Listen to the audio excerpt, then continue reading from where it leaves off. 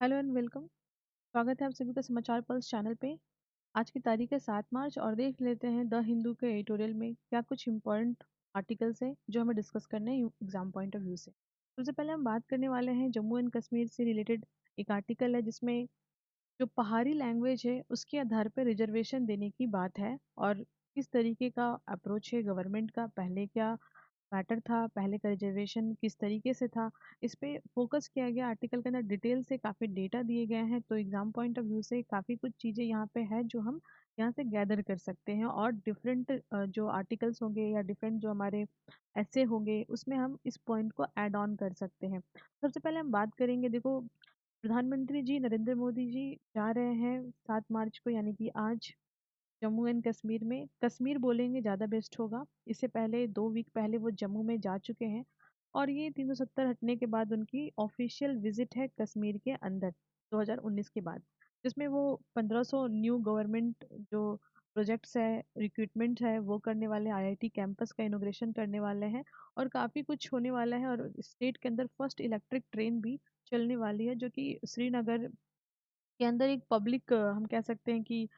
Public को बहुत फ़ायदा होने वाला। और श्रीनगर के अंदर एक पब्लिक मीटिंग भी होने वाली जो कि पॉलिटिकल है, चुनाव है, तो इस तरह की चीज़ें होंगी। बट मैटर क्या है कि आईआईटी कैंपस होने वाला है। नाउ दूसरा हम देखेंगे कि इलेक्ट्रिक ट्रेन चलने वाला है राज्य के अंदर जो कि पहला होगा, समझ रहे हो। इससे पहले मेट्रो चली है, जो है कल आपने देखा। इसके बारे में डिटेल से डिस्कस करेंगे। कोलकाता में जो मेट्रो चली है, क्या टेक्नोलॉजी है, किस तरीके से वहाँ पे काम हुआ है और एकदम स्टेट ऑफ आर्ट है वो, उसे हम डिस्कस करेंगे करंट अफेयर में, जहाँ पे फैक्चुअल चीज़ों को हम डिस्कस करते हैं। और यहाँ पे हम सिर्फ एडिटोरियल को डिस्कस करते हैं, जिससे मतलब कम समय में हम मेजर पॉइंट्स जो हमारे न्यूज़ में आ रहे हैं उसे हम कवर कर सके। और यहाँ पे देखिए क्या है, जम्मू एंड कश्मीर की अगर हम बात करें तो सबसे पहले समझो कि 6 फरवरी जो कि लोकसभा में हमारा बिल पास हुआ। बिल क्या था? शेड्यूल ट्राइब ऑर्डर, है ना, 2024 में। और ये राज्यसभा में 3 दिन बाद पास हुआ, लोकसभा में पहले पास हुआ।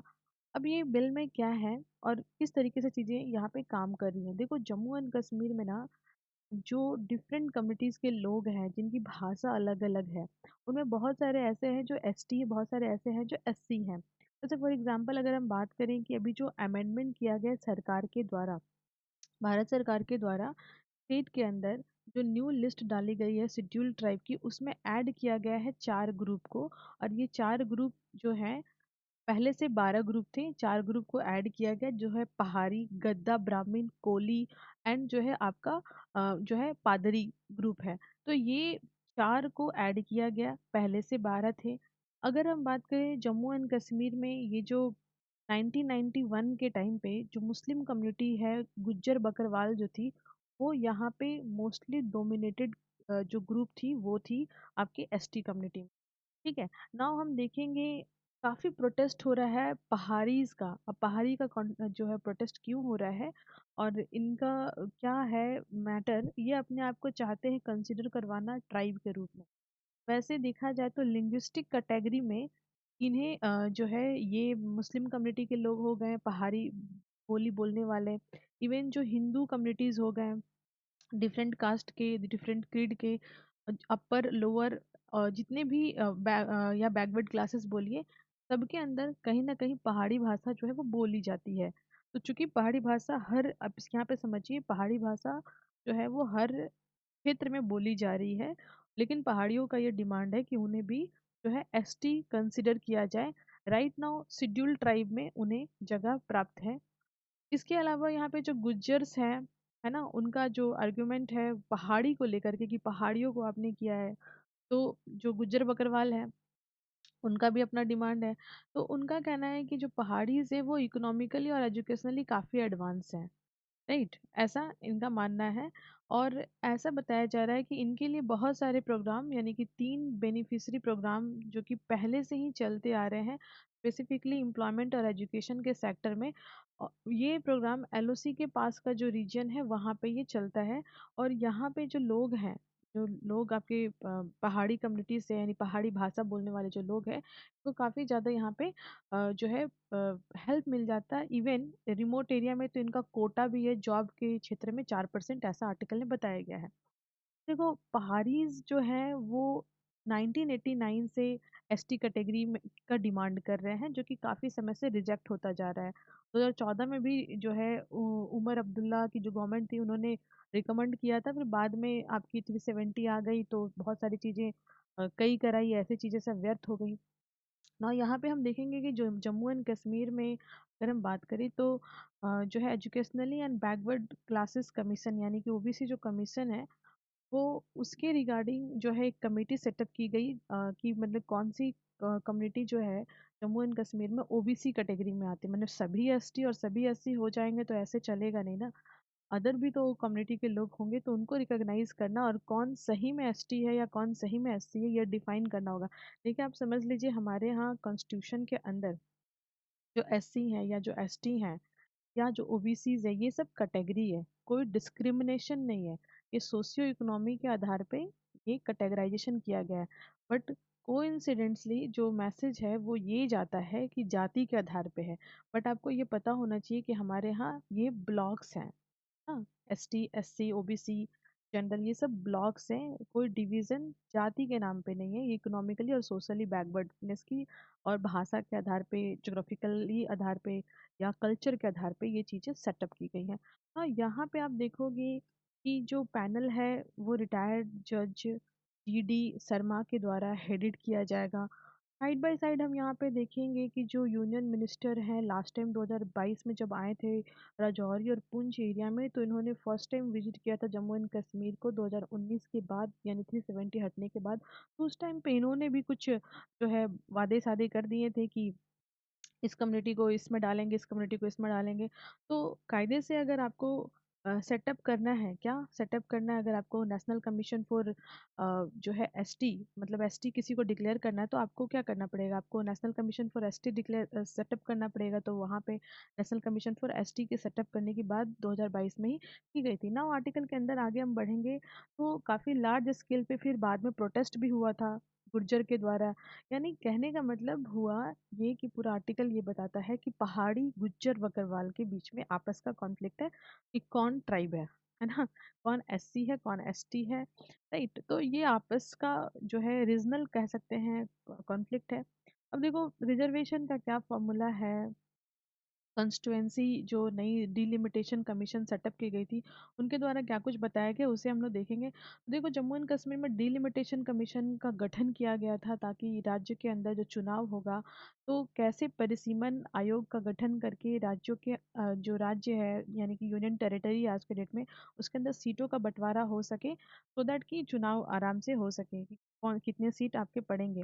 तो उसके आधार पे देखो जो कमीशन ने न्यूली जो मैप इलेक्ट्रॉल मैप जो ड्रॉ किया है उसमें हम देखेंगे कि 7 न्यू असेंबली जो है वो यहाँ पे दिखाई दे रहे हैं, जिसमें 6 जो है वो जम्मू में और 1 जो है कश्मीर में डाले गए हैं। और टोटल जो संख्या है सीट की वो है 90। जम्मू एंड कश्मीर के अंदर टोटल जो संख्या है वो है 90। लेकिन 2019 से पहले क्या था, 2019 से पहले जम्मू एंड कश्मीर के पास 87 सीट हुआ करता था। ठीक है, जो कि एलओसी के इस पार था। राइट, और उसके बाद हम देखेंगे कि अभी जो 90 है ना, अभी जो 90 डाली गई है डिलिमिटेशन के द्वारा और 7 जो है एड ऑन किए गए हैं। 90 सीट्स है, ध्यान समझिएगा, डिलिमिटेशन कमीशन के हिसाब से 90 सीट है, 6 नए सीट ऐड किए गए हैं, कुल मिला के संख्या 90 है। तो जो 6 है वो जम्मू एंड कश्मीर में है, सॉरी 7 नए ऐड किए गए, 6 जम्मू एंड कश्मीर में है, एक जो है आपका कश्मीर के क्षेत्र में और 6 जो है जम्मू के क्षेत्र में। तो कुल मिलाकर के जम्मू एंड कश्मीर में 7 नए सीट का इंट्रोडक्शन हुआ है, कुल मिला के संख्या 90 हो जाती है। अब 2019 से पहले ये 87 हुआ करता था एलओसी के इस पार, क्योंकि उस साइड का जो एरिया है उसके लिए भी हमारे यहाँ सीट होती है, आपको पता होगा। ऑल्दो वहाँ पे चुनाव हम कंडक्ट नहीं करवाते हैं बट हमारे पार्लियामेंट्री सीट्स में एमपी की सीट्स में उनकी भी जगह है। क्योंकि अगर हम जगह भी नहीं रखेंगे तो हम ये मान लेंगे कि सच में वो रीजन पाकिस्तान का है। हमने उसे कभी भी जो है पाकिस्तान का नहीं माना, इसलिए हम उसे पीओके बोलते हैं कि पाकिस्तान ऑक्युपाइड कश्मीर। ठीक है, तो अब यहाँ पे आप देखो जो 9 सीट्स है ना, अभी 90 में से जो 9 सीट्स हैं वो रिजर्व किए गए हैं एसटी के लिए। फर्स्ट टाइम ऐसा हुआ है, बने कह सकते हैं कि 2019 की जो 2011 का जो जनगणना था है ना, जिसमें पॉपुलेशन था 15 लाख, जो आपके लद्दाख के क्षेत्र के ट्राइब है उसके आधार पे 9 सीट्स यहाँ पे जो है एसटी के लिए, लद्दाख के क्षेत्र के लिए रिजर्व की गई है। अब ये 9 सीट जो है उसमें 5 जो है वो राजौरी और पुंछ में आपकी आ जा रहे हैं, राइट। और इसके लिए भी दिक्कत परेशानी है, इसीलिए तो जो लद्दाख के लोग हैं, जो कम्युनिटी है वहाँ की एसटी कम्युनिटी, वो चाहती हैं कि हमको भैया एसटी वेस्टी का सीट ना दो, हमारा एक स्टेट ही बना दो। और वो स्टेट जो हो, जो हमने कल डिस्कस किया था, वो शेड्यूल 6 के अंदर आ जाए, आर्टिकल 244 के अंदर आप हमको जो है मानिए। हमको 371 का स्टेटस भी नहीं चाहिए, ये हमने कल डिस्कस किया था आपसे। देखो वैसे तो देखा जाए, जो पहाड़ी स्पीकिंग जो लोग हैं, है ना, उनकी जो संख्या है जम्मू एंड कश्मीर में, सीट वाइज अगर देखा जाए तो 7% टोटल पॉपुलेशन का है। अगर देखा जाए नंबर में तो 9.7 लाख करोड़ जो है लोग, उनकी जो मदर टंग है वो आपकी पहाड़ी है 2018 के हिसाब से। और अगर हम बात करें यहाँ पे जो गुज्जर हैं, या जो गुजरी लैंग्वेज या गोजरी लैंग्वेज बोलते हैं, उनकी संख्या भी 11.35 है। तो डेटा ही बता रहा है कि कौन माइनॉरिटी में आ रहा है, कौन मेजोरिटी में आ रहा है भाषा के आधार पे। तो अब यहाँ पे देखो कुछ डेटा दिए गए हैं अदर अदर लैंग्वेज का, जैसे कि 2011 की जनगणना के हिसाब से एसटी जो पॉपुलेशन है वो आपका कुछ इस तरीके से है, गुज्जर का, राइट, 36% आपके टोटल पॉपुलेशन का है पुंछ में। तो अलग अलग डिस्ट्रिक्ट वाइज दिया गया है, that doesn't matter for us. यहाँ पे हम देखेंगे, ऑल्दो जो पहाड़ी है, right, without any official recognization, किसी भी तरह का ऑफिशियल रिकॉग्नाइजेशन के बिना ही पहाड़ी काफ़ी ज़्यादा फ्रेगमेंटेड है। काफ़ी सारे हिंदूज़ हैं जो पहाड़ी बोलते हैं, मुस्लिम पहाड़ी बोलते हैं, सिख पहाड़ी बोलते हैं, ऐसी बहुत सारे लोग हैं वहाँ पे जिनका डायलेक्ट जो है वो पहाड़ी है। तो कोई ऑफिशियल रिकॉग्नाइजेशन अभी तक वैसा नहीं है, लेकिन ये है, चीज़ें हैं यहाँ पे। अगर हम बात करें तो दो ऐसे डिस्ट्रिक्ट हैं जो कि आपके ट्राइबल एंड पहाड़ी भाषा के लिए डोमिनेटेड है, और 7 आउट ऑफ 8 जो असेंबली है वो इसी क्षेत्र में आ जाती है। तो देखो ये सब चुनाव के रिगार्डिंग है, हमारे लिए उतना इम्पोर्टेंट नहीं है कि कितना सीट कहाँ पे आ जा रहा है, कितना सीट कौन से भाषा वाले को मिल जा रहा है। ये सब चुनावी मुद्दा है, लेकिन अभी देखो जो मेन चीज़ है ना वो है कि आप कौन कौन सी कम्युनिटी वहाँ पे रह रहे हैं, इसको कौन सी भाषा का एक्सेस है, कौन से एसटी है, कौन से एससी है, डिलिमिटेशन कमीशन ने कितने सीट गठन किए हैं, राइट। तो ये सब चीजें हैं। देखो डिलिमिटेशन कमीशन एक और चीज की है, वो आपको देखना है यहाँ पे। देखो जो नंबर ऑफ असेंबली सीट का जो सेगमेंटेशन किया गया है पार्लियामेंट के अंदर, वो पहले ना नेचुरल बाउंड्री पे होता था, मतलब नेचुरली डिवीजन होता था। पर डिलिमिटेशन कमीशन ने चेंज किया है। जैसे नेचुरल बाउंड्री पे क्या होता था डिवीजन, जो पीर पंजाल जो माउंटेन रेंज है, राइट, तो जम्मू एंड कश्मीर का बंटवारा पीर पंजाल माउंटेन रेंज के आधार पे होता था। लेकिन अभी उसको जो है रिमूव करके पुंछ एंड राजौरी यूज किया जा रहा है फ्रॉम जम्मू लोकसभा कंस्टिट्युएंसी से, और ऐड किए गए अनंतनाग को साउथ कश्मीर से, समझ गए। मतलब पहले पीर पंजाल जो रीजन था उसको आधार बना करके जम्मू एंड यहाँ से जम्मू यहाँ से कश्मीर होता था, लेकिन अभी क्या हुआ कि जम्मू के अंदर पुंछ और राजौरी को कर दिया गया, जबकि अनंतनाग जो एरिया है उसको कश्मीर, साउथ कश्मीर से इसको ऐड किया गया। तो ये एक इम्पॉर्टेंट डेवलपमेंट है जो हमें देखना है एग्जाम पॉइंट ऑफ व्यू।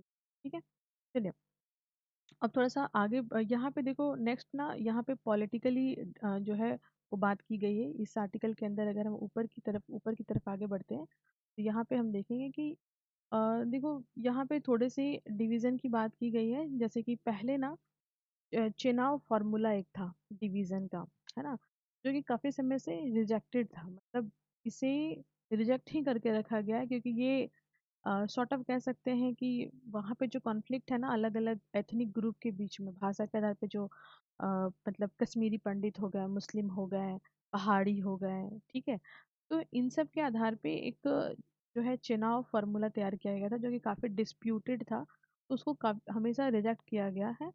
तो वही आर्टिकल कह रहा है कि ये जो फॉर्मूला है ये तो रिजेक्टेड है ही ऑलरेडी, और पहले का जो नेचुरल डिवीजन उसके बाद ऐड किया गया था कि चलो भाषा जाति धर्म के आधार पे नहीं, ज्योग्राफी के आधार पे बांट देते हैं, तो इस बार जो डिलिमिटेशन कमीशन है उसे भी नकार दिया है, और अलग से जो है जम्मू एंड कश्मीर का डिवीजन अलग अलग डिस्ट्रिक्ट के आधार पे। बाद में कि यहाँ पे आर्टिकल में बताया गया कि अगर बीजेपी को सस्टेन करना है वहाँ पे तो कैसे करना पड़ेगा, और पीडीपी के साथ जो बीजेपी का अलायंस हुआ था उसमें क्या क्या मिस्टेक्स थे। तो इन सब चीज़ों पे डिस्कशन है जो हमारे एग्जाम पॉइंट ऑफ व्यू से बहुत ही रिलेवेंट नहीं है। ना हम बात करेंगे नेक्स्ट जो न्यूज़ है उसके बारे में। देखो जो नेक्स्ट आर्टिकल है ना हमारे द हिंदू के अंदर, वो है ना फ्री ऑफ गिल्ट हेडिंग से स्टार्ट हुआ है। देखो एक्चुअली में क्या है कि एक प्रोफेसर है दिल्ली यूनिवर्सिटी के अंदर, जी.एन. साईं बाबा, ठीक है। तो इनके साथ जो है 5 लोग गिरफ्तार हुए थे, पहले गिरफ्तार हुए थे, जिनका जो है माओवादी से लिंक था, जो कि काफ़ी ज़्यादा मतलब अलग-अलग जगहों पे दोषी पाए गए थे। उनके ऊपर जो है यूएपीए के तहत मतलब केस चल रहा था। अब यहाँ पे आर्टिकल में डिस्कस किया गया है ना कि यूएपीए कितना रेलेवेंस, ठीक है, कब इंट्रोड्यूस हुआ, इसके अंदर क्या क्या प्रोविजंस है। हमारे एग्जाम के लिए ये आर्टिकल इम्पोर्टेंट नहीं है, कि कोई भी पॉइंट हमारे लिए इम्पोर्टेंट नहीं है। हाँ, लेकिन जो दूसरा आर्टिकल है ना वो बहुत इंपॉर्टेंट है, स्लो एंड जो है अनस्टेडी। अब ये क्या है, देखो इसमें ना एक्चुअली में स्टार्टिंग में देखो बात ये है ना कि करप्शन संबंधित जुडिशरी का क्या रोल प्ले है। जो एमपी एमएलए चुन के आते हैं करप्ट होते हैं, जुडिशरी कैसे वहाँ पे वर्क कर पाती है, इस पे जो है फोकस किया गया है। देखो बेसिकली क्या है ना, जो तमिलनाडु है, जहाँ पे एम के स्टालिन की सरकार चल रही है और काफ़ी विवादित जो है गवर्नमेंट का रहता है रवैया ऑल टाइम अगर देखा जाए तो। कल ही हमने करंट अफेयर में डिस्कस किया था कि कैसे वो क्यू वारंटो का यूज़ करना चाहते हैं आर्टिकल 25 के वॉलेशन के बाद। ना यहाँ पे देखो बताया गया है कि जो वहाँ के एजुकेशन मिनिस्टर है, हायर एजुकेशन मिनिस्टर है, ठीक है, तो इनके ऊपर ना चार्जेस लगे हैं करप्शन के, लेकिन इनको हटाया नहीं गया है। और ये चार्ज को सिर्फ चार्जेस लगे नहीं है, इसको कोर्ट ने दोषी पाया है। देखो कोर्ट ने दोषी पाया है, और जो सेक्शन है 95 पीआर एक्ट 1951 का, यानी कि पीपल रिप्रेजेंटेशन एक्ट 1951 का सेक्शन 8(1) और सेक्शन 8(3), इस पर डिस्कशन किया गया है।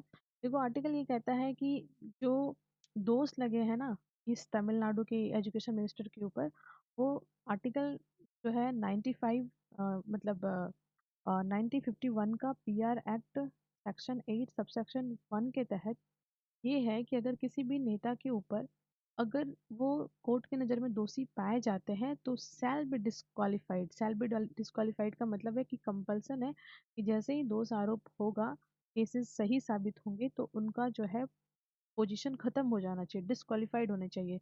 लेकिन कोर्ट वाज सरप्राइजिंगली कि अभी तक ये पोजीशन नोटिफिकेशन भी नहीं आया कि ये पोजीशन खाली हो चुका है, या सरकार की तरफ से किसी भी तरह का कोई भी चीज़ देखने के लिए नहीं मिला है, ये कोर्ट का मानना है। वाइल आर्टिकल में डिस्कस किया जाता है कि ये कैसे है कि कोर्ट एक्शन नहीं ले पा रही है, जबकि राहुल गांधी का जो केस था जिसमें वो भी एक्ट जो था वो जो है आपके पीआर एक्ट 1951 का सेक्शन 8 सबसेक्शन 3 के तहत था, जिसमें कोई भी एमपी एमएलए अगर अपने मतलब right to speech and expression का उनका स्पेशल प्रिविलेज होता है, अगर उसको वो ओवर ब्रीच करता है और कोर्ट की नज़र में वो गिल्टी पाया जाता है, तो मुकदमा चलने के बाद उसकी पोजीशन खाली हो जाएगी। तो वहाँ मुकदमा चला, गिल्टी पाया गया, तुरंत पद खाली हो गया, और जो मैक्सिमम पनिशमेंट होता है 2 साल का वो मिल गया था, सीट भी खाली हो गई थी, हमने देखा था।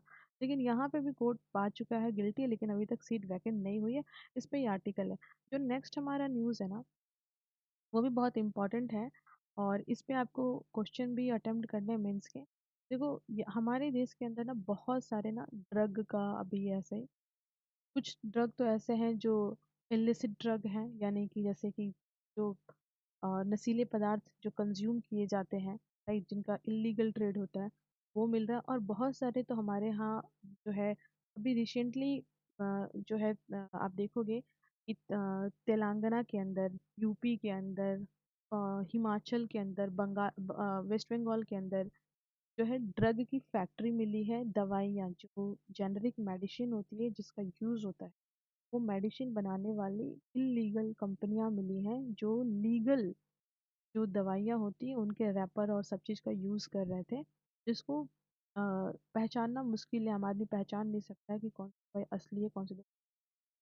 तो ये अभी कल की न्यूज़ है, कल परसों की न्यूज़ है कि यूपी के अंदर बहुत ज़्यादा मतलब जो यूपी के अंदर जो मतलब गाजीपुर एरिया वगैरह है, राइट, और वहाँ पे ये सब चीज़ मिला है।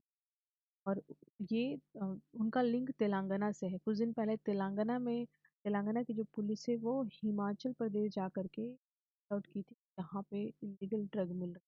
अब समझ रहे हो वेस्ट बंगाल के अंदर तो आए दिन ये कॉमन है ना। उसके बाद हम देखेंगे कि हमारी जो नारकोटिक्स टीम है वो इतना इतना ड्रग बरामद करती है। तो इंडिया जो है कहीं ना कहीं ये ड्रग का एक हब बनता जा रहा है, इलिसिट ट्रेड का भी और जो जेनरिक मेडिसिन है उसका भी। तो दोस्त की इसका है आर्टिकल में बहुत बड़े अच्छे पॉइंट कहीं भी नहीं है, बट कुछ क्वेश्चन रेज किए गए हैं इसमें।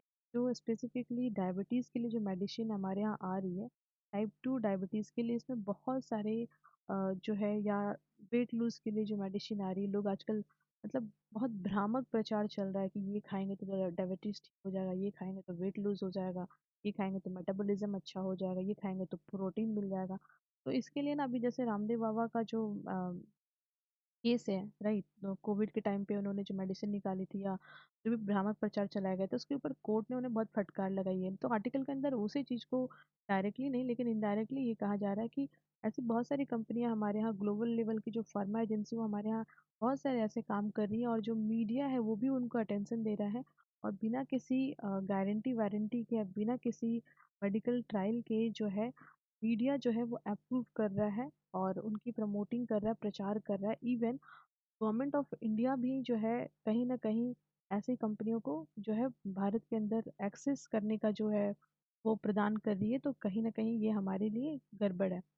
डॉक्टर के ऊपर सवाल है कि डॉक्टर ऐसे मेडिसिन को कैसे प्रिस्क्राइब कर सकते हैं, डॉक्टर के ऊपर क्वेश्चंस है, इंस्टीट्यूशन के ऊपर क्वेश्चन है। तो ऑल ऑल टुगेदर ये जो आर्टिकल है इसमें बड़े कुछ पॉइंट नज़र नहीं आ रहे, लेकिन मुद्दा इम्पोर्टेंट है।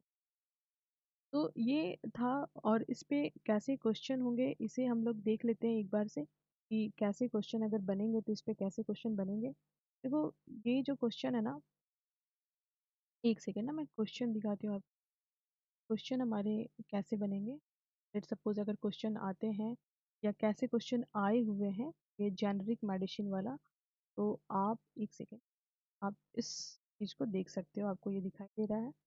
तो ये क्वेश्चन है जो आपको अटेम्प्ट करने हैं। नंबर 1, पहला तो है आर्टिकल 370 से संबंधित। इस पे आपको डिस्कस करना है। देखो, discuss the impact of abrogation of 370। आपको, अगर आपने प्रिपरेशन अभी स्टार्ट की है तो भी आप इस पे लिख सकते हो कि 370 हटने के बाद क्या क्या हुआ है, और do you think it will help India to resolve Kashmir dispute. तो क्या क्या इंपॉर्टेंट पॉइंट आपको लगते हैं, जैसे G20 का मैटर, वो आप उसको वहाँ पे लिख सकते हो। बहुत सारे एजुकेशन के रिगार्डिंग काम हो रही है, वो लिख सकते हो। डेवलपमेंट प्रोजेक्ट बन रहे हैं, वो लिख सकते हो। एब्रोगेशन इंट्रोडक्शन में आप आर्टिकल 370 का इंट्रोडक्शन दे सकते हो ना। उसके बाद फिर आप बॉडी स्टार्ट करोगे। तो चूंकि क्वेश्चन डायरेक्टली पूछा है, क्वेश्चन, ये जो क्वेश्चन पूछा होता है उसी का आंसर करना होता है। क्वेश्चन डायरेक्टली पूछा है, डिस्कस द इम्पैक्ट, क्या क्या इम्पैक्ट हुआ है 370 के हटने के बाद से। तो आपको पहले 370 का इंट्रोडक्शन लिखना है, फिर सब हेडिंग लगाना है इम्पैक्ट ऑफ एब्रोगेशन ऑफ 370, और क्या क्या इम्पैक्ट हुआ एजुकेशन वगैरह वगैरह, ये सब आप लिखो। और उसके बाद फिर पूछा गया डू यू थिंक, यानी आपका व्यू पूछा जा रहा है, डू यू थिंक कि ये जो है हेल्प करेगा इंडिया को रिजॉल्व करने में डिस्प्यूट को। तो डेफिनेटली आपको लिखना है कुछ पॉजिटिव पॉइंट, जो आपको कैसे लिखोगे आप इसको, कि कैसे जो कश्मीर का डिस्प्यूट था और कैसे वो डिस्प्यूट जो है डाइल्यूट हो रहा है। डिस्प्यूट क्या था, डेवलपमेंट नहीं हो पा रहा था। पीओके का मुद्दा लिखना नहीं है क्योंकि वो आपके औकात से बाहर की बात है, फ्रैंकली स्पीकिंग, और क्वेश्चन में पूछा भी नहीं है। इसलिए इधर उधर मत जाइएगा, बाउंड्री का नाम नहीं लिखिएगा, एलओसी नहीं लिखिएगा, एलआईसी कुछ भी नहीं लिखिएगा। ठीक है, line of control, actual line of control, LAC LOC कुछ नहीं लिखना है। आपको लिखना है कश्मीर के अंदर क्या मुद्दा था, लोग पत्थर मारते थे, यानी कि युवा जो थे, सो कॉल्ड युवा भटके हुए थे। तो उनके ऊपर आप लिखेंगे कि कैसे उनको जो है, जो यूथ थे वो अनएम्प्लॉय थे, मिसगाइडेड थे, उनको कैसे यूज़ किया जा रहा है, उनका एम्पावर किया जा रहा है, स्किल अप किया जा रहा है, मेन स्टेट से जो मेन लैंड है उससे लिंक किया जा रहा है। इस तरीके से कश्मीर का डिस्प्यूट सॉल्व होता आ रहा है, और कुछ वे फॉरवर्ड के बाद आप कुछ कंक्लूजन लिख दोगे, ये हो जाएगा। उसके बाद दूसरा क्वेश्चन है, India is a major hub of illicit drug. ऐसे बरामद हो रहे हैं ना इतने इतने, जो है कहीं पे अफीम, कहीं पे गांजा वगैरह वगैरह। तो ये सब के आधार पे इंडिया को जो है हब बनाने की बात की जा रही है। इस स्टेटमेंट को आपको क्या करना है, तो 50 वर्ड में डिस्कस करना है। तो India is a major hub of illicit drug, discuss statement. अब ये क्वेश्चन को ध्यान से समझिए। पहला क्वेश्चन क्या है, वन लाइन क्या है, India is a major hub of illicit drug. की बात करना है कि डिस्कस करना है इस स्टेटमेंट को किसके लाइट में, ड्रग एब्यूज़ के लाइट में। तो आपको इस पॉइंट को आपको लिखना है अच्छे से। इंट्रोडक्शन में एलिसिट ड्रग क्या होता है उसको ही डिफाइन कर दो, और उसके बाद फिर आपको गोल्डन ट्रायंगल का यूज़ कर लेना है कि कैसे कैसे गोल्डन ट्रायंगल और जो आपके क्रेटर्स हैं, राइट, तो उनका यूज़ करके आप कुछ अगर आपको आइडिया है तो लिख सकते हो। और नहीं तो मैं जो करंट अफेयर वाला क्लास होगा उसमें गोल्डन ट्रायंगल और ये सब बता दूंगी, सो दैट आप ये आंसर को कर पाओगे। और यहाँ पे एक प्रीवियस ईयर क्वेश्चन पूछा गया है, 2016 में क्वेश्चन पूछा गया था मेंस में। और ये देखो, ये जो है ना क्वेश्चन, आप अब ये रिलेवेंट नहीं है इस क्वेश्चन का, क्योंकि 2016 में जम्मू एंड कश्मीर के अंदर जो है 370 था। तो यहाँ पे वही पूछा गया है कि to what extent is article 370 of Indian constitution, ठीक है, बेयरिंग जो है marginal note temporary provision with respect to the state of Jammu and Kashmir temporary discuss the future prospects of this provision of the context of the Indian politics. अब ये question relevant नहीं रह गया, लेकिन क्वेश्चन पूछा हुआ है, ये मैंने आपको दिखाया। तो ये था आज का डिस्कशन। For watching.